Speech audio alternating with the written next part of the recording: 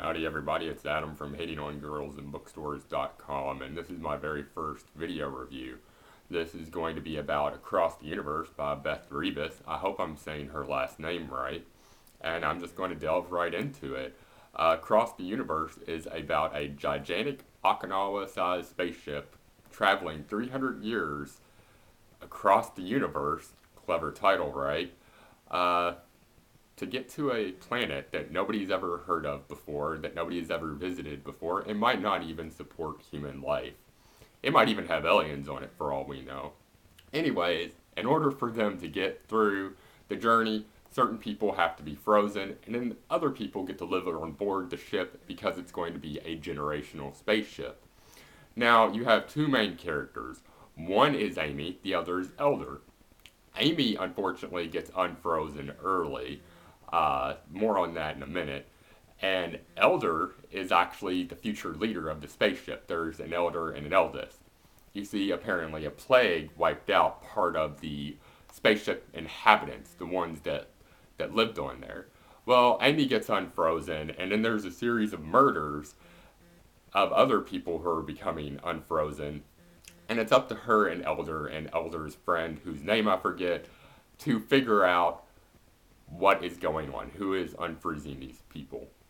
First, I want to go over what I did like. What I liked was the concept behind the book, which was executed brilliantly.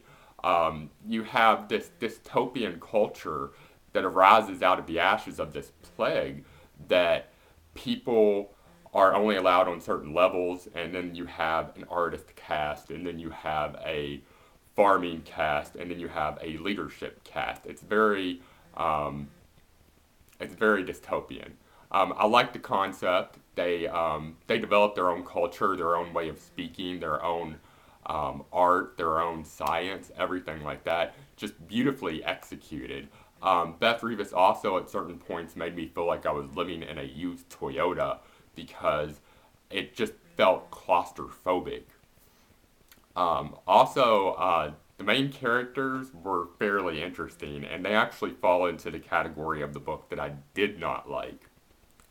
Let me explain something about Amy. Amy being the girl from Earth who is traveling on this spaceship frozen and then becomes unfrozen. Amy basically is an idiot. This is one part of the book that I just found unacceptable. Imagine you were going on a cruise. You would research every single island that cruise ship stopped at, and you would fret for weeks about what you're going to pack. Please tell me why Amy did not even know that she would spend a year frozen before she even got onto the ship. She goes from thinking within the first few pages that the journey is going to be 300 years exactly. Then she finds out, oh, it's actually 301 years, and she panics. She did not know how the freezing process worked, which if I was going to be turned into a human meat sickle, I would want to know exactly how that worked. I would be on the internet every day researching how you turn me into a frozen meat sickle. Another thing, about 50 pages in, Amy finds out that she was allowed to pack a suitcase. You're telling me that you're going on a journey across the universe and you didn't even know that you could pack a suitcase? That for me just proves Amy's ineptitude and how dumb Beth had to make her for her to fit into this ship's culture to just cause problems for everybody, which is another point that I'll get to here in a second.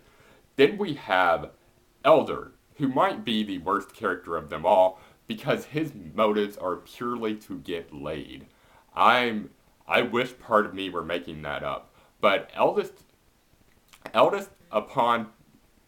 is the person teaching Elder how to lead the ship. And Eldest also talks to Amy, and he tells Amy, don't come on my ship and cause trouble.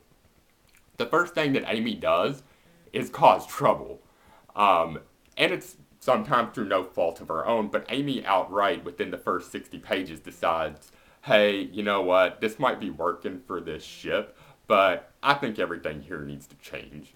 I'm really going to mess with y'all's stuff and just cause discord throughout the ship because I can. And that really plays to Elder because Elder just wants Amy to be happy, even if that means throwing everything into chaos. the reason why Elder wants Amy to be so happy is because he thinks she is so beautiful. So here you have this giant ship that is in an extreme situation, and you have two teenagers deciding that they have to change everything just so that they can hook up. Yeah, I have a problem with that. Uh, that basically means that Elder is a douchebag who wants to get laid, and Amy is just an obnoxious teenager who doesn't know what the hell she's doing. It's it was a big point for me.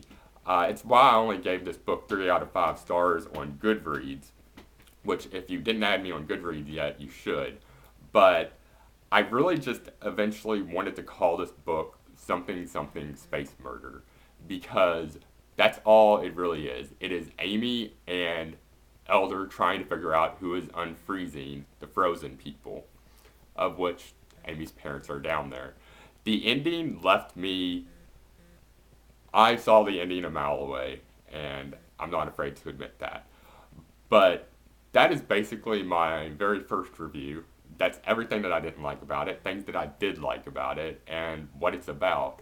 If I did this incorrectly, or if you guys think that there are other things that I should have went over, like compared the entire cast to Firefly, or how the trip was kind of like the Starship Voyager going across the universe trying to get back to the Alpha Quadrant from the Delta Quadrant, anything like that, just let me know. I'm very much open to tips. Also, booyah, because I did this whole thing in one take and I am not going to edit that last part out. You guys have a nice day, and I'm sorry I didn't really enjoy this one that much, and just be good people.